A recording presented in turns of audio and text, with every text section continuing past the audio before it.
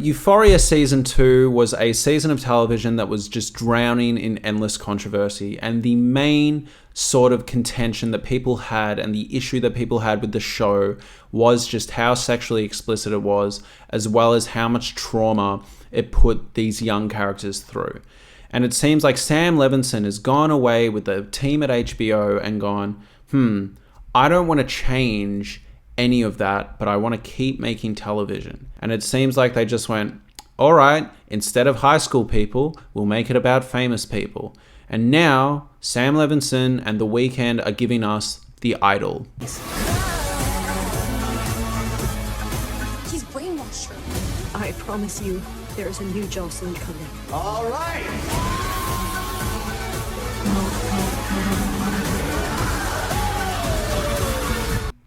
I'm a simp for Sam Levinson, all right? I am, tell me off. Maybe I'm on the wrong side of history. I liked Malcolm and Marie. I thought it was good. Euphoria Season 1 and 2 are excellent. And I will fight anyone that, says they aren't. Yeah, okay, they're boundary pushing. They're uncomfortable. There is a discussion to be had about the nature of putting these young characters in these positions. But at the same time, you are lying to yourself if you think that young people aren't going through this stuff. I'm just sorry, parents at home. I don't know what to tell you. But yes, I'm a big Sam Levinson fan. And I probably shouldn't be saying that on the internet, but whatever, all right? I think he's good. And I was excited for The Idol. And the more controversies I heard, the more I was sort of sitting there in silence going, yeah, I'm hearing all these controversies and yeah, it sounds like this show might be good. And look, there is something to be said about the fact that apparently The Weeknd took over essentially and demanded that this show took less focus on the female characters and more on his character. Yeah, there's discussions to be had, but I also think we need to see how the show plays out. And I think this first episode was incredibly Lily Rose Depp centric. So I'm wondering if those allegations are going to hold water as the show goes on. But I think Sam Levinson, for all his faults and for all his worst tendencies, because he does have some, all right? He isn't the most subtle man in the world. There are shots in this show and in Euphoria that feel incredibly leery. But I also think he did a good job in Euphoria at the very least, balancing it out gender-wise. There were a lot of penises in that first season, and that's, fine. But I think with The Idol, he is really trying to have his cake and eat it too. I think he enjoys, and you can tell by how the characters are written, that sometimes it feels like almost Sam Levinson is trying to relive his high school days, or he just enjoys the vibe, and that's fine, at the end of the day, what are adults if just older kids? But there's a way Sam Levinson writes characters talking that just, it feels high schooly. However, I will say it feels authentic. So the big example I'm picking up here is when Lily Rose Depp's character is talking to Shiva Baby about her music and how she doesn't really like it. They're going back and forth on whether her music actually has any substance, quality, whether it's any good. And yeah, it sounds like how people I know talk when they're a bit tired and worn out. It does. I think he does a good job of actually capturing that sort of disenfranchised iPad kid addicted to technology, chronically online vibe. All right, the way Lily Rose Depp and Shiva Baby were talking, it really did. It felt like when you're at a sleepover with friends and you're both kind of on your phones, just half engaged in conversation. And I think he's good at that. But yeah, I think Sam Levinson is trying to have his cake and eat it too so far, right? It feels like he went, I'm being told off what I'm putting these high school characters through, but I still love characters that don't have anything to worry about really, except who they're sleeping with and who's banging who. How do I get that? I know, it'll be famous people instead. So what we get here with these core characters of Lily Rose Depp, Shiva Baby, Troye Sivan is the ability to essentially have just a bit older than high school characters essentially acting like high schoolers, right? Let's go to parties. Let's do this. Let's do that. I think I'm going to have this guy over and fuck him. Blah, blah, blah, blah, blah, blah, blah. It is engaging in very high school cliquey stuff.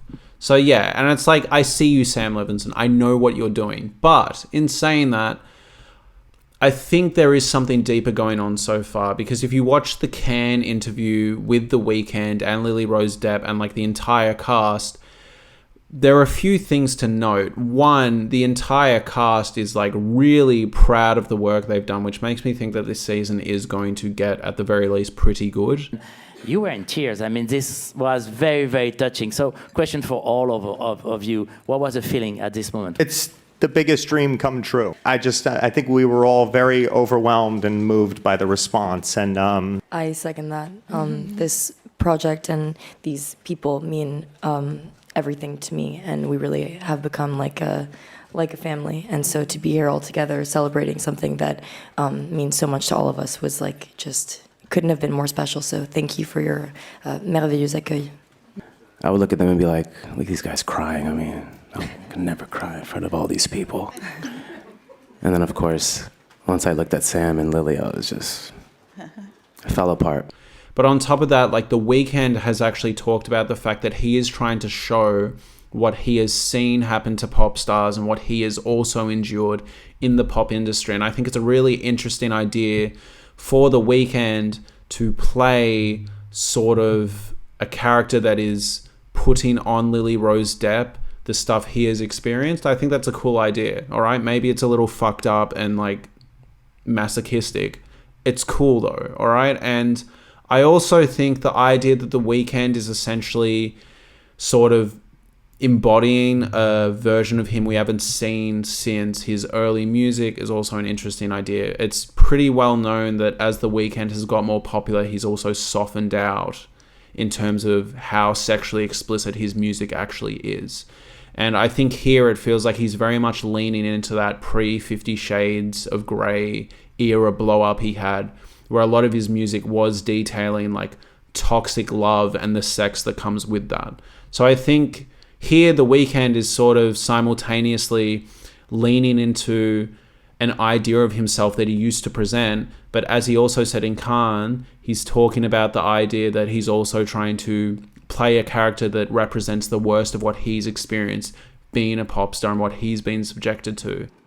He was kind of like a device for Jocelyn. Like, he was almost like an obstacle, almost something that like is supposed to, or someone's supposed to bring something out of Jocelyn, and and he's like this dark, like villainous character that you've seen last night. But as we started working on it more and somehow falling in love with this weird character, not to give too much away, but it grew into something else. I think also the idea that The Weeknd is talking about sort of helps alleviate some of the complaints that were initially coming out about this show regarding the idea that, oh, look at what they're putting this female character through, because The Weeknd has sort of come out and talked about the fact that he's endured some of this stuff too. So I think all of that makes for a very interesting idea. And the reason I bring up how interesting of an idea this show is because in this first episode, I think it's just approaching its potential. And it's a decent pilot, but it's not blowing me away the same way that the first episode of Euphoria did, for example. I remember when I watched that, I was like, I have never seen anything like this before. I need to watch more. I love these character intros. And I think with this episode, it has some really good sequences, and I'm keen to see where it goes, but I'd be lying if I said any story beat I'm really encapsulated by. But it does have a hell of an ending. So let's just quickly do a recap, talk about what I liked, what I didn't like, and then we'll leave it there. So I loved the opening sequence with the photo shoot. I thought that was really good. Look, with that photo shoot scene and the whole discussion about whether she should or shouldn't show her whole boob, it did really feel like Sam Levinson just taking a lot of the commentary that was coming about Euphoria Season 2 and its nudity and just putting it in the show. How are you? Hi. What are we talking about? Your tits. Your nudity writer. It's very strict. It is my body. Yes. Yes, it is. It was also like, it was clearly making a mockery of how sensitive people are. And it felt like Sam Levinson just couldn't help himself. But I think it did offer an interesting perspective, because I do remember when that controversy was happening with Euphoria Season 2, a lot of the actresses actually came out and went, no, like Sam Levinson has made a really good environment for us. We like what we're doing. We like the show we're making.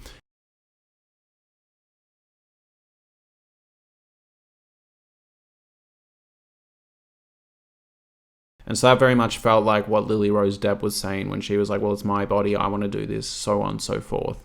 But no, it did sort of feel like we were taking a detour at one point just so Sam Levinson could get some punches in.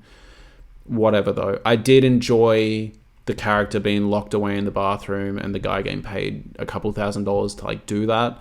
I think a lot of time was spent on that like leaked nude photo subplot, and I think that could have been more interesting. I think it was a cool idea. I'm not upset with what it was exploring, but I feel like if we cared about these characters more, or if it was explored with more sort of a serious nature, I think it really would have been exciting TV to sort of watch them all scramble to try fix this. But instead, it's almost presented as just this sort of opportunity for like sarcastic and nihilistic commentary on how these things are handled. And I didn't mind that. Like, I didn't mind the conversations that Dan Levy was having on the phone where they felt really cynical, and you can see how sort of these people just use social issues to get what they want, sort of the accusations of like fake feminism, etc., when no one cares about how Lily Rose Depp is feeling. All feels very good and well thought out. But I feel like a concept of a leaked nude scandal could make for such good TV. It almost just feels so matter of fact. And maybe that was the point, but I almost wanted more from it. And then the episode kind of just farts around for a bit until we sort of get introduced to the Weeknd's character, Tedros. And I'm not sure what to feel about his character yet.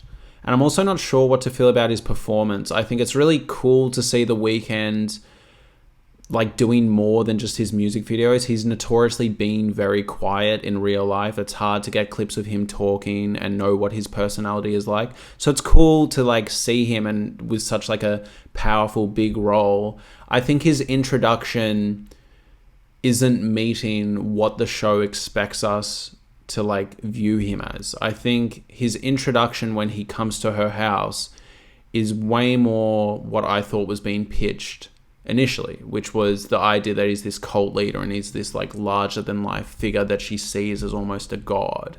And I think in the club scene, he almost felt a bit just like average Joe that like owns a club. I didn't really get this like massive raw sexual energy and like power that he's going to have over her. In saying that though, when he finally shows up at the mansion at the end and the way that goes with like the music and everything, it's like I get it. And I think for all the shows so far, just like moments of where's this going, I think the final scene where he like, does that sequence with restricting her breathing and then opening up to breathe and going, now sing, is a great way to end the first episode, and it does get me excited for more. Like, I'm not going to lie. I thought it was a really well done sequence, but so far, I think that is the first time we sort of see the potential of this show and the potential of these two characters' dynamic. I think previously, before that, I was sort of like, yeah, I don't know. This isn't meeting that sort of idea of this toxic relationship, and I was sort of like, I don't see this making for like 10 hours of good television. But then when I watch the trailer and I see how they're all talking about, oh, he's taking her away from us, he's brainwashing her. By the end of the episode, after that Ice Cube breathing restriction scene, I get it. And I want more of that. So I think it's a good, promising first episode. I really liked Hank Azaria. I really liked Troye Sivan. I did like a lot of the discussions that were going on with her team. And I also really liked the Weeknd sequence at the end. I think everything in between is a bit take it or leave it, but I also am wondering if that's just because I don't have a really good idea of what these characters want, feel, and sort of how they behave yet. And I think Euphoria did a better job, and maybe that was because of those character intros, but they did a really good job at quickly setting up what all these characters were with the narration. And obviously The Idol doesn't have that. So I am curious to see where it goes. It was definitely a good episode of television. It definitely doesn't deserve the 10% on Rotten Tomatoes, but I think this first episode will be a lot better on rewatch if the rest of the season sort of picks up and follows the vibe of this episode's best moments. So yeah, I'm keen to see more. I was hoping to come on today and sort of go, oh, you're all wrong. What a great show. Oh, all these people doubting Sam were idiots, but it's not quite there.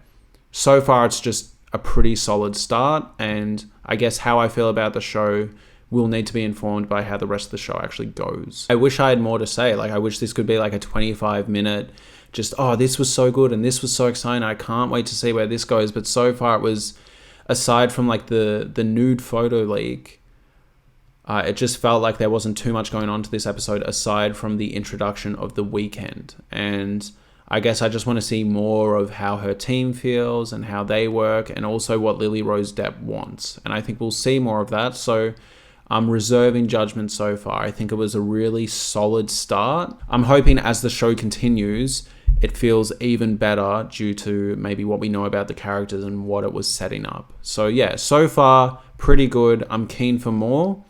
And I hope this reaches the heights of what the best moments of Euphoria were, for me, anyway. Thank you so much for watching. I'd love if you could subscribe. I'll be doing these once a week as well as some other videos. And yeah, let me know what you think in the comments. Thank you so much.